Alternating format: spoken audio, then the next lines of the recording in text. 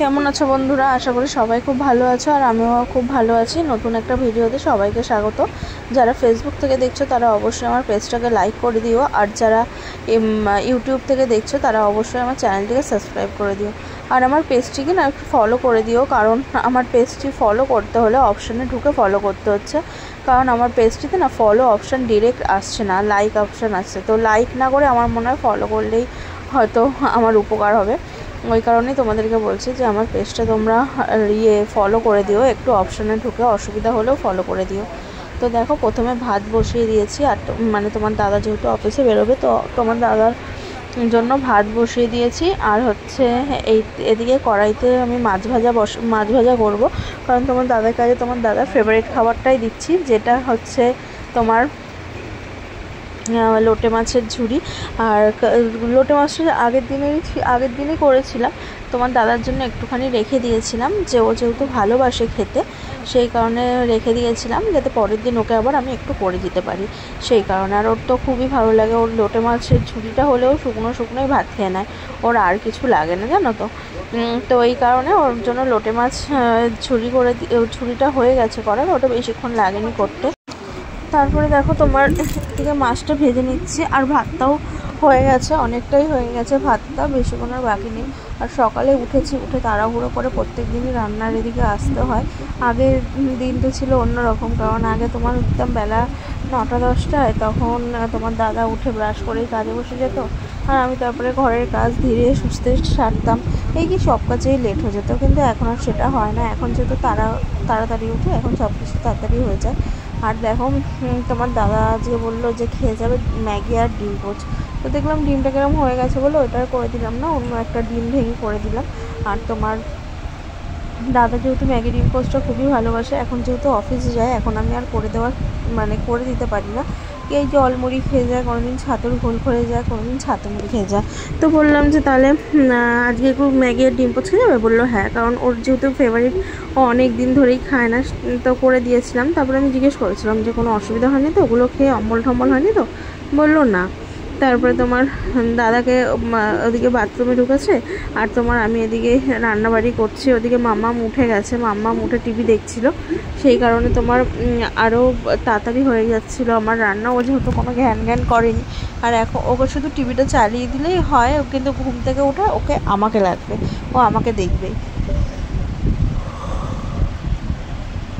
সেই কারণে ও ঘুম থেকে উঠলে ওকে আমি কাঁদাই না, গিয়ে আগে তোমার হচ্ছে ওর কাছে যাই, ও চুপ করে, তারপরে আমি রান্নার এদিকে আসি।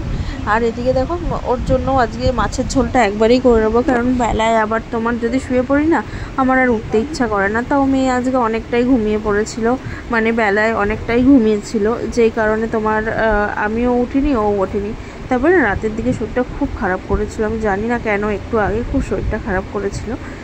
আর তোমার মানে এমন হচ্ছিলো, মাথাটা পুরো ছিঁড়ে যাচ্ছিলো যন্ত্রণা, মনে হয় গ্যাস থেকেই ওরকম হয়েছিল। দিদিকে বললাম, দিদি বললো হ্যাঁ গ্যাস থেকেই হতে পারে ওরকম।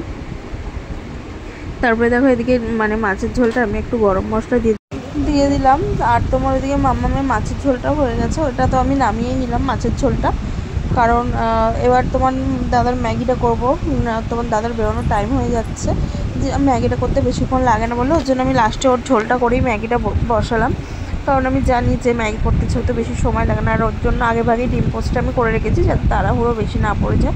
তো এখানে অলমোস্ট আমার রান্নাবাড়ি সব কমপ্লিট হয়ে গেছে, মাছের ঝোলটা হয়ে গেছে।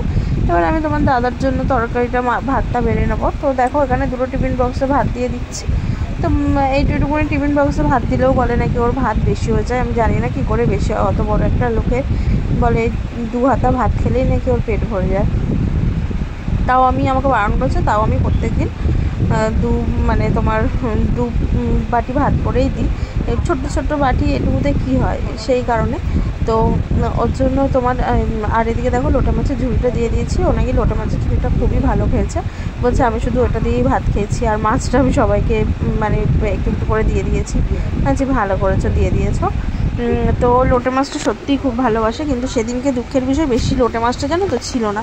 আর আমাদের ঘরে সত্যি কথা বলতে তোমার দাদার যেহেতু লোটে মাছটা ভালোবাসে, আর ঝুড়ি করলে দেখবে একদম অল্প হয়ে যায় না, ওর জন্য তোমার আমি লোটে মাছটা একটু বেশি নেওয়ারই চেষ্টা করি, কিন্তু সেদিনকে বেশি ছিল না বলে আমি আর লোকটার কাছ থেকে বেশি লোটে মাছ নিতে পারিনি। তো আমাকে আবার আমি জানি পরে কথাটা বলবো যে একটু বেশি করে নিতে পারলে না, কিন্তু সত্যিই ছিল না।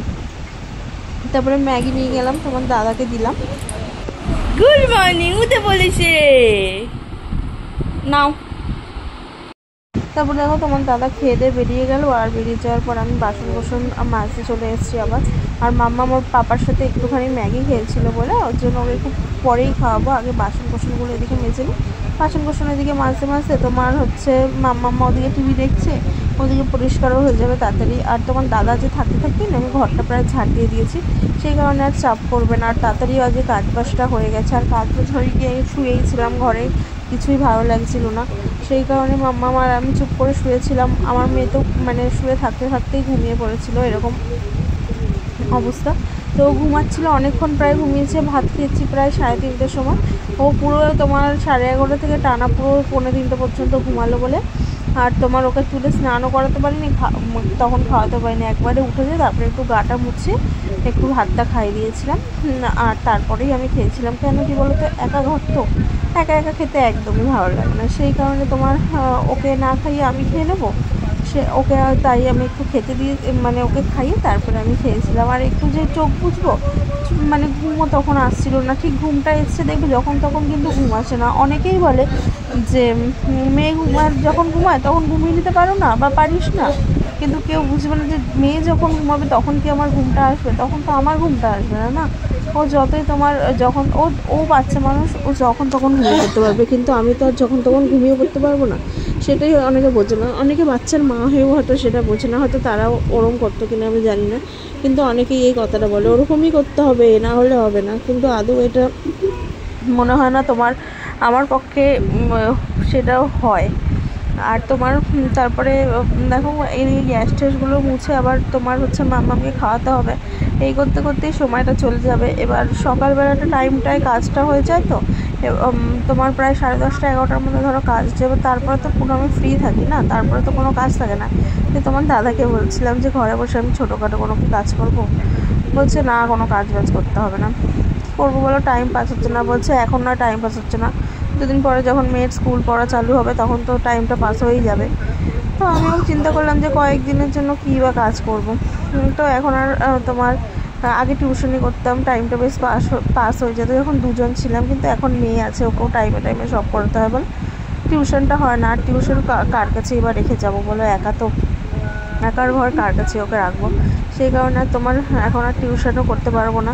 তো দেখি ও যখন স্কুলে ভর্তি হবে তখন যদি ফাঁকাফাঁকি পারি দুটো করবো, আর এসব করলে না দেখবে মনটাও ভালো থাকে টিউশন করলে। বা তোমার মানে আমি তো আগে বেশিরভাগ টিউশন করতাম, বেশিরভাগ সময়টাই বাইরে থাকতাম, কোনো হেডেক থাকতো না বা কোনো চিন্তা থাকতো না, যেটা এখন মানে বিনা চিন্তা দিয়ে কোনো মানে চিন্তার রিজন নেই, কিন্তু চিন্তা হয়ে যাচ্ছে, এই জিনিসটা হয় আমার। তারপরে দেখো ওদিকে বাসন কোসন মাজা হয়ে গেল, গ্যাস পরিষ্কার হয়ে গেল, আর এদিকে চলে আসলাম বিছানাটা তুলতে। বিছানায় যে ম্যাডাম এখনও শুয়ে শুয়ে টিভি দেখছে, মানে ঘুম ভেঙে গেছে কিন্তু ঘুমের ঘোর কাটছে না, দেখো না, ওকে যতবার বলছি ওট ওট উঠবে না। তারপর তোমার ও শুয়ে শুয়ে দুষ্টুমি করেই যাচ্ছে।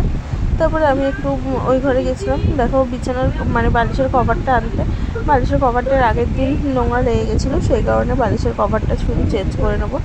আর মামাম তো শুয়ে শুয়ে টিভি দেখছে, এবার ওকে নামাতেও ভালো লাগছে না, কারণ ও যেহেতু একমনে টিভি দেখছে। তারপরে দেখো আমি কী করছি, ওটা দেখতে এসছে। তো আমি বালিশের কভারটা ভালো করে ভরে নিলাম, তারপর ওকে একটু নামিয়ে দেবো, কারণ ওকে না নামিয়ে না বিছানাটা গোছানো যাবে না, কারণ ও ঘুরে বেড়াবে আমার সাথে সাথে, সেই কারণে দেখো। তারপরে উঠে বসলো, বসে এবার টিভি দেখতে আবার শুরু করবে। ও এরকমই করে পুরো, ওর বাবা যেমন বসে থাকতে পারে না, শুধু মনে হয় শুয়ে থাকি টিভি দেখি শুয়ে ওরকম। ওর বাবা যেদিনকে ছুটি দেখি সেদিনকে তো সারাদিন শুয়ে উঠবেই না, কিছুতেই উঠবে না। তো মেয়েটাও তেমনই হচ্ছে, জানো না। তারপরে কাজ বাজ সেরে আমি স্নান টান করে নিলাম, করে তারপরে তোমার আমিও মামাকে আর তখন স্নান করিনি, আমি জানি ওকে একটু পরে করবো, কিন্তু স্নান করার আগেই ঘুমিয়ে গেছিলো। তো এবার দেখো তোমার বিছানাটা গুছিয়ে আমি স্নান করতে যাব, আরও টিভি দেখবে এদিকে না, আর করে তারপরে আমিও চলে এসেছি। আর তারপরে না ঘুমিয়ে পড়েছিল, দেখো ঘুমাচ্ছে কিরম বড়দের মতন করে ঘুমাচ্ছে, যেন কত বড় হয়ে গেছে। এরমভাবে কারা ঘুমায় গো? এরমভাবে তো বড়রা ঘুমায়, আমার ছোট্ট মামা তো এরমভাবে ঘুমায়। দেখি তো একবার আমি। আবার ঘুমো পড়লে পাপা? ও পাপা, দেখো কিভাবে ঘুমাচ্ছ। এক্ষুনি জেগে গেছিল, আমি জানি ও মনে উঠে পড়েছে, তারপর দেখি আবার এরকম করে ঘুমিয়ে পড়েছে। দেখো কিরম বড়দের মতন ঘুমাচ্ছে। দেখো মামা ওঠো এবার, 1:30 বেজে গেছে, খাবে কখন? স্নান করনি পাপাই? দেখো কিভাবে ঘুমাচ্ছে। ও ঘুমিয়ে পড়েছে আবার, নইলে উঠে পড়তো লাইট দেখেই।